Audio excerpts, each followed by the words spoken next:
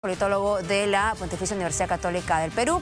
Señor Tuesta, buenas tardes. Empiezo haciéndole la pregunta sobre sus comentarios por las palabras de Daniel Urresti y también las señaladas por Rafael López Aliaga, que hablaba de un conteo por sus personeros, entendemos, donde la ventaja es mayor. Buenas tardes. ¿Qué tal? Buenas tardes. Gracias por la invitación.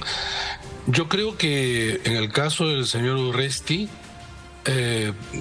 son comentarios acertados. Creo que está muy bien. Lo peor que le puede pasar a esta elección es tener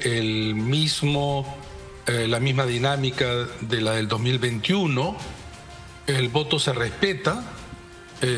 No ha habido fraude como no lo hubo en el 2021.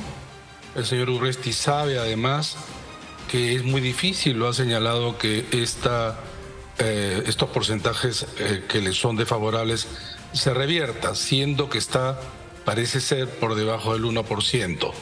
Vamos a ver los resultados finales. En todo caso, este ha sido un resultado muy ajustado, solo comparable con el 2010, en que Susana Villarán derrotó a Lourdes Flores por una diferencia de 0.8%. De acuerdo, pero también nos recuerda la elección anterior, aunque presidencial, ¿no? Muy estrecho el margen y esto entendemos que también podría tener que ver con la cantidad de postulantes. ¿Acaso usted lo ve así? ¿Cuál es su lectura? Y además considerando que sería el alcalde por Lima con menos respaldo ciudadano, a pesar de ganar. Bueno, el porcentaje que han sacado los dos, y particularmente quien gana, creo que va a ser así, Rafael López Aliaga, es el porcentaje más bajo de la historia de elecciones municipales en Lima. Los porcentajes más bajos habían sido de Jorge Muñoz y Eduardo Rego Villacorta en 1980, alrededor del 32%. Entonces está por debajo, ¿no? Quiere decir que si se gana con 26%, hay 3/4 partes que no votaron por él. No existen, obviamente, segunda vuelta en el país, pero lo que importa es que las reglas señalan que quien gana así sea por un punto de diferencia. Sí. Y el resultado hay que respetarlo. De acuerdo. Ahora, en las regiones también se ha visto un cambio en el mapa político interesante, donde Alianza para el Progreso tenía un importante número de regiones, de municipalidades, y ahora en cambio han salido a tener protagonismo más bien organizaciones locales o regionales. Mira, a partir del 2002, que son las primeras elecciones regionales, siempre los movimientos regionales ganaron más regiones que los partidos políticos nacionales. Y a partir del 2006 eso fue mucho más amplio el margen de victorias. Ahora los partidos políticos nacionales que tienen representación en el Congreso solo ganan en 1/3 de las regiones, y a nivel de municipios, capitales de región, también en 1/3 solo logran. Y entonces esto lo que indica es que los partidos políticos nacionales en el Perú no integran como lo hacen en otros países. Y entonces muchos de nuestros partidos no tienen la organización, no tienen la amplitud de apoyo. Alianza para el Progreso ha ganado algunas regiones, Tumbes, ha ganado Lambayeque, La Libertad, Cajamarca, el antiguo Sólido Norte aprista, pero no lo ha ganado de ahora, lo ha ganado desde antes. Y es el partido político que colocó más candidaturas, más listas inscritas, y además ha logrado el mayor número de regiones, y a él se le suma Somos Perú. Son los partidos que tienen más fuerza a nivel regional. De la misma manera se muestra que los partidos que tienen ahora representación con el Congreso y que tienen votaciones altas y escaños también altos en el Congreso de la elección pasada, simplemente desaparecen del mapa. Fuera de Lima casi no existen, y estamos hablando del mismo Renovación Popular, que repite más o menos lo mismo que Solidaridad Nacional, donde era fuerte en Lima, y fuera de Lima no sacaba ninguna región, provincia o distrito importante. Pero también es la derrota a nivel de fuera de Lima, que sí tenía antes peso de Acción Popular. Sí.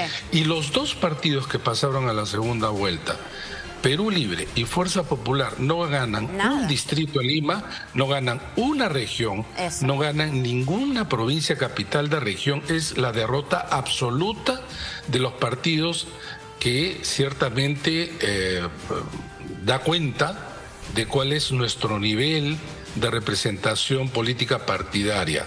Fuera de Lima, y salvo algunas excepciones que he señalado, es muy pobre. Ahora, hay una confusión probablemente o para entender mejor el nuevo, o la forma en la que se podrían afectar los partidos por no ganar esta elección. Hay quienes dicen, oigan, es como en las elecciones nacionales, 5% aquellos que no superaron la valla del 5% desaparecen. ¿Cuáles son los efectos de aquellos que no alcanzaron un mínimo de votos? Para que nos pueda explicar. Con la reforma política, una de las pocas cosas que se aprobó era la pérdida de inscripción a partir de un porcentaje. Pero el Congreso de la República suspendió este artículo, aun cuando ya en el momento en que no se podían modificar las reglas. Entonces hay que esperar el resultado final para ver de qué manera enfrenta esta situación el Jurado Nacional de Elecciones.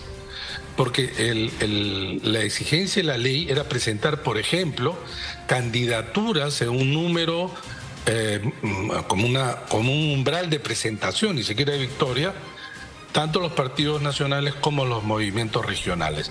Esto lo vamos a ver cuando termine también todo, no solamente conteo, sino se cierre la elección, que esto todavía va a ser en diciembre. De acuerdo. Ahora, esto que usted mencionaba precisamente, Perú Libre, porque es lo que más también ha sorprendido. Aquí en Lima, ya que ellos presentaron candidatura, no tuvo, pero ni siquiera, a ver, hasta la candidatura de Avanza País, que ni siquiera se tenía mapeada hasta hace un par de semanas, recibió más votación que ellos. ¿Qué nos dice esto del partido que lleva al presidente de la República a ocupar Palacio de Gobierno? No debiera sorprender si uno hace una lectura un poco más cercana de lo que ocurrió el año pasado. El año pasado lo que hemos tenido es que un partido que tenía fuerza regional, que era en Junín, colocó de candidato presidencial a Pedro Castillo y fue la locomotora de una elección del Congreso, gracias a sus votos a nivel presidencial. No estando él como candidato, Perú Libre ha dado muestras de su flaqueza a nivel electoral. Si el año pasado no presentaban a Pedro Castillo, hubiera desaparecido, porque estaba por debajo, estoy seguro, del umbral. Hoy esto se ha sincerado. Como hemos dicho, es un fracaso total, pero yo diría que esperado. Perú Libre nunca fue un partido nacional y con arraigo importante. Es más, ahora ha perdido. No digamos en Lima, que era esperable, sino en su región, digamos, de donde nace, que es Junín. No ha ganado la región, no ha ganado Huancayo, es decir, es una derrota estrepitosa de Perú Libre, y creo que lo que muestra es el apoyo que tenía siempre, salvo este hipo electoral el año pasado. Ahora bien, quiero agregar solamente un hecho más. Ningún partido de gobierno logra éxito electoral regional y municipal desde 1986. Ninguno. Ni siquiera el fujimorismo en su mejor momento de Alberto Fujimori. En Lima salieron derrotados los dos candidatos, en 95 y 98, a manos de Andrade, Alberto Andrade. Y posteriormente el fujimorismo nunca fue fuerte en Lima. Es más, ahora no tiene ni siquiera candidato, no tuvo candidato, y las veces que lo tuvo con porcentajes menos del 5%. Allí donde el fujimorismo no candidatea a un Fujimori, sus porcentajes son mínimos. Ahora, el señor Rafael López Aliaga, hasta hace unos minutos que se le tomó declaración, él continúa pidiendo la renuncia del presidente de la República. De ser virtualmente el alcalde de Lima Metropolitana, tendrá igualmente que gestionar o realizar coordinaciones con el Ejecutivo, moderando necesariamente su lenguaje, o puede tener, digamos, un discurso para la tribuna y tener otro comportamiento en cuanto a la gestión. Bueno, el discurso del casi virtual alcalde de Lima siempre ha sido altamente ideológico. Él tiene una posición, como la tienen muchos, en relación al presidente, un gobierno evidentemente fracasado, pero su principal preocupación va a ser a partir del 1 de enero Lima, que es una ciudad complicada. Mucho además de lo que él ha ofrecido no se puede hacer porque ni siquiera corresponden a las funciones del municipio de Lima, y ahora ya no va a ser candidato, sino va a tener la responsabilidad de gestionar, repito, una ciudad con muchos problemas y que él exacerbó en sus propuestas. Y entonces, si va por la línea de un enfrentamiento político, yo creo que los perjudicados vamos a ser los que recibimos ciertamente en Lima. Porque si bien tiene que hacer coordinaciones, los alcaldes son autónomos del gobierno central. Pero también es cierto que el presupuesto de Lima no es un presupuesto grande como se cree. Claro, es más grande que los distritales, pero no como para hacer las obras que se ofrecen que ni siquiera les correspondía hacer. Lima tiene muchos problemas, hay que resolverlos, y se requiere niveles de coordinación, no solo con el Ejecutivo, sino con varias instancias y organismos en los cuales, repito, la coordinación, las buenas formas también importan. Yo creo que una cosa es como candidato, obviamente, y otra cosa es como alcalde, o debiera ser. Ayer hubo un momento en el que incluso se tomó acta fiscal sobre la cédula que mostró Rafael López Aliaga. Exactamente qué es lo que puede haber ocurrido, tomando en cuenta que también la cédula se puso en la pantalla, todos pudimos observarla. Finalmente él votó, pero este momento se dio y generó polémica en medio de la elección. Yo creo que en el caso del señor López Aliaga, él tenía siempre el temor de perder, y la vez pasada fue el que más alentó el tema del fraude, pensé que ni siquiera pasó la segunda vuelta, le hicieron creer que él debía haber pasado a la segunda vuelta, y yo creo que hicieron un plan B. El plan B era como el tema de las cédulas. El tema de las cédulas es muy sencillo. Cuando se necesita, ya es el momento para imprimir las cédulas, que son millones, y en Lima también millones. Hay unas pruebas de color en donde están presentes los representantes de todos los partidos, y según parece no estuvo el de Renovación Popular, pese a que estaba citado. En segundo lugar estaban los representantes de la Defensoría, están representantes de la observación electoral, representantes de los diferentes, repito, partidos, los fiscalizadores del Jurado Nacional de Elecciones, y estas pruebas de color, digo, se aprueban. En el momento de la impresión, que son millones, es pues difícil, y como no imposible, cambiar eso y hacer que el cuadradito, justo el cuadrado en la impresión, donde es el mismo tramado, sea pues, como dicen, borroso, ¿no? Esto pues es inaceptable, porque este es un discurso típico del fraudismo. Pero además, lo siguiente, ¿qué persona no pudo votar porque supuestamente estaba borroso? El celeste es un color muy débil, comparado, por ejemplo, con el azul y el rojo. Hacer este tipo de denuncias, creo que era el temor de que pudiera perder la elección por digamos, una cifra muy corta. Ahora él ha ganado, y así él hubiera ganado por un voto, el voto se respeta, y él va a ser ungido como alcalde. Esperemos que este tipo de actitudes, este tipo de declaraciones, este tipo de discursos y narrativas le han hecho daño a la democracia en el Perú y a los organismos electorales. Hay sectores que creen absolutamente todo lo que se les muestra, y combatir estos mecanismos de desinformación es muy difícil, porque además ya esta es una corriente que va más allá del Perú, en Estados Unidos, en Brasil, ¿no? Dos momentos ayer, Rafael López Aliaga llegando en su auto con esta imagen propaganda de su partido, y también Daniel Urresti en otro momento mencionando también la P de Podemos está nítida para que puedan votar, etcétera. Y alguien podría decir, también ocurrió esto, lo otro, en fin, pero fueron dos momentos que se hicieron públicos, en un momento también importante de la votación. Esto exactamente y realmente hasta dónde, en cuanto a la responsabilidad que se le puede asignar a cada uno de los candidatos. Bueno, hay dos normas. Las normas referidas al ámbito electoral y las normas referidas a los delitos electorales que lo ve el Ministerio Público. Mostrar la cédula es considerado propaganda y no es un tema de candidatos. Ningún elector lo puede hacer. Esto que se hace en el Congreso cuando se elige la mesa directiva no tiene que ver nada con lo que nosotros, con las reglas que rigen para las elecciones generales, regionales, municipales y toda la elección oficial.